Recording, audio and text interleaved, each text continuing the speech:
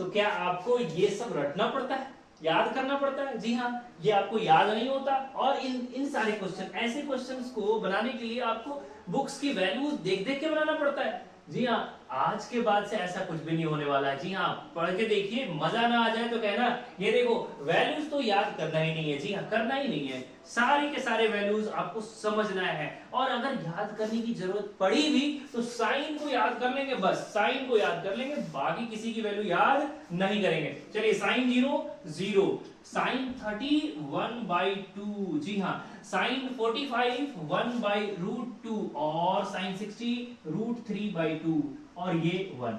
Sign की value अगर आपने याद कर भी लिया, ठीक है, वैसे तो इनकी इसकी भी वैल्यू कैसे निकलती है मैंने शॉर्ट्स में बता दिया है, ठीक है, लेकिन साइन की वैल्यू ये सारी आ गई।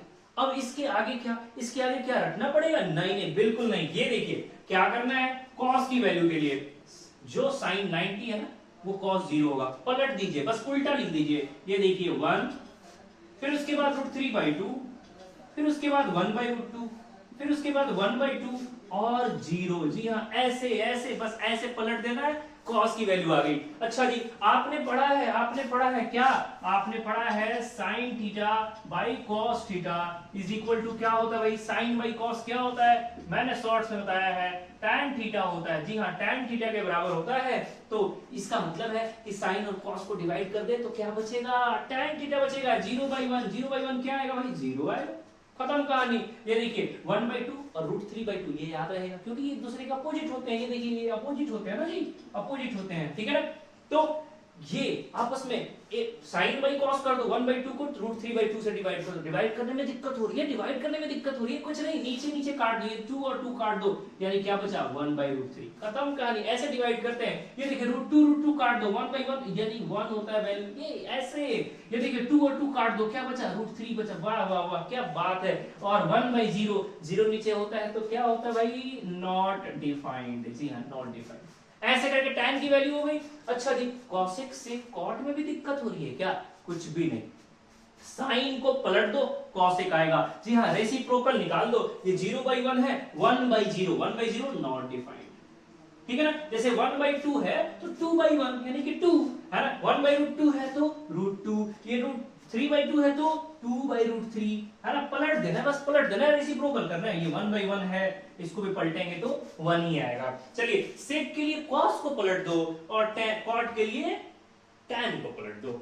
ये हो गया 1, 2/√3 √2 2 और 0/1 1/0 नॉट डिफाइंड। जी हाँ, अब आगे देखिए tan 0/1 था, 1/0 नॉट डिफाइंड, नॉट डिफाइंड है ना, 0/1 था, 1/0 नॉट डिफाइंड, √3 1/1 1, √3/1 था, 1/√3 और 0।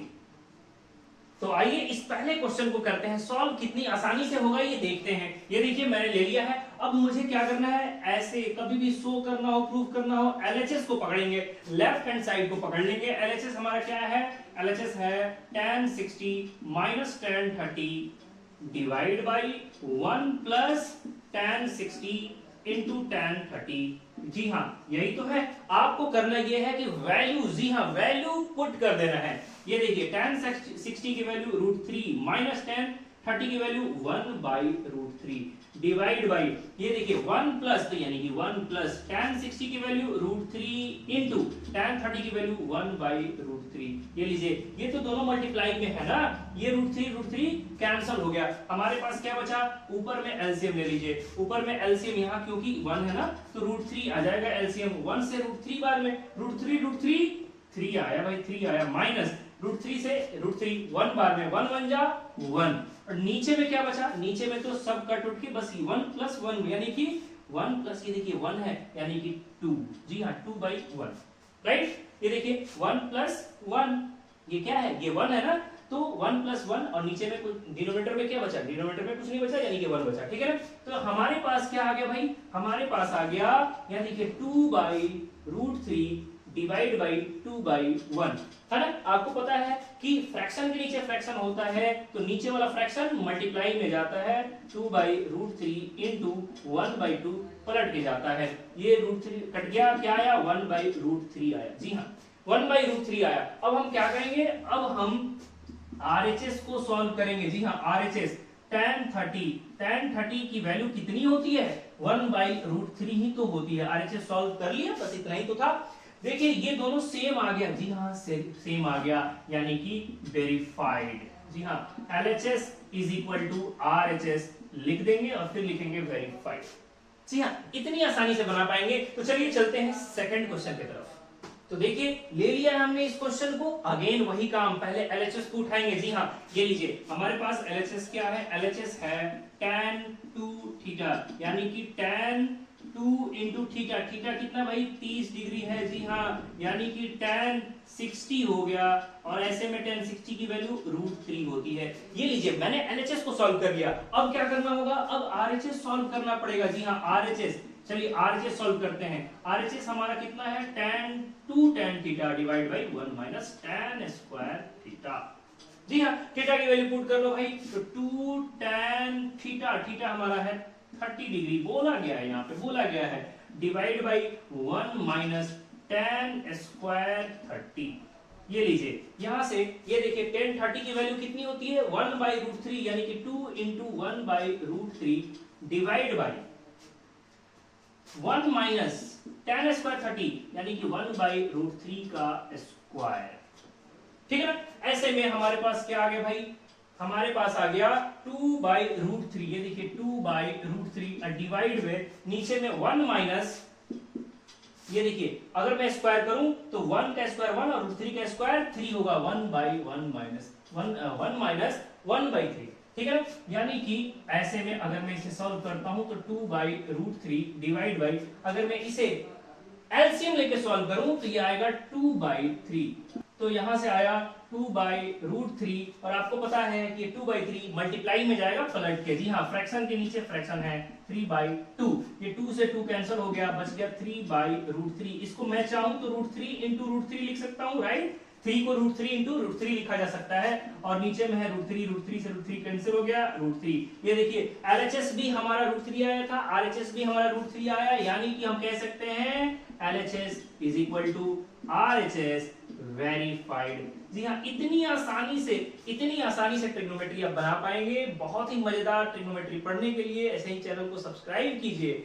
चलिए तो चलते हैं नेक्स्ट क्वेश्चन की तरफ। जी हाँ, तो आइए, ये भी क्वेश्चन मैंने ले लिया है यहाँ पे, और अब इसे भी प्रूफ करना है। भाई जब भी वेरीफाई प्रूफ आए आपको करना वही है, LHS उठाइए, LHS है ना, सॉल्यूशन में हमारे पास स्टार्ट करना LHS। LHS क्या है, साइन A माइनस B। जी हाँ, यानी कि हम बोल सकते हैं साइन A देखिए दिया हुआ है 60 माइनस B दिया हुआ है 30, यानी कि हमारा आ गया साइन 60 माइनस 30, साइन 30 की वैल्यू 1/2। बस ऐसे LHS सॉल्व कर लिया। अब RHS, जी हाँ RHS उठाइए, RHS हमारे पास क्या है, RHS है sine A cos B minus cos A sin B, यही तो है ना। तो चलिए पुट करते हैं, साइन A कितना भाई 60 डिग्री है, तो sine 60 into cos 30 minus cos 60 into sine 30। ये लीजिए A और B की वैल्यू पुट किया बस, और कुछ नहीं। ये देखिए आइए, साइन 60 की वैल्यू कितनी होती है भाई, साइन 60 की वैल्यू √3/2 इंटू cos 30 की वैल्यू कितनी होती है, cos 30 की वैल्यू भी √3/2। चलिए माइनस cos 60 की वैल्यू कितनी होती है, cos 60 की वैल्यू 1/2 इंटू साइन 30 की वैल्यू भी 1/2। ये लीजिए, तो हमारे पास क्या आया भाई, हमारे पास आया देखिए √3 इंटू √3 यानी कि 3 नीचे में 2 2 जा 4, 3/4 माइनस में 1/4। ये लीजिए एलसीएम लेंगे तो 3 - 1 यानी कि 2/4 कट के आएगा 1/2। ये देखिए पहले भी आया था 1/2, अभी भी आया है 1/2, यानी LHS is equal to RHS verified. इतना आसानी से आपने वेरीफाई कर लिया है। उम्मीद है ये चैप्टर आपको मजा आ रहा होगा, और ट्रिग्नोमेट्री को ही नहीं बल्कि पूरे क्लास 10th के मैथ्स और साइंस पढ़ने के लिए, ऐसे ही मजेदार एक एक कॉन्सेप्ट को क्लियर करने के लिए चैनल को सब्सक्राइब कीजिए, अपने दोस्तों तक शेयर कीजिए, मेरा मोटिवेशन बनाए रखिए। Thank you so much.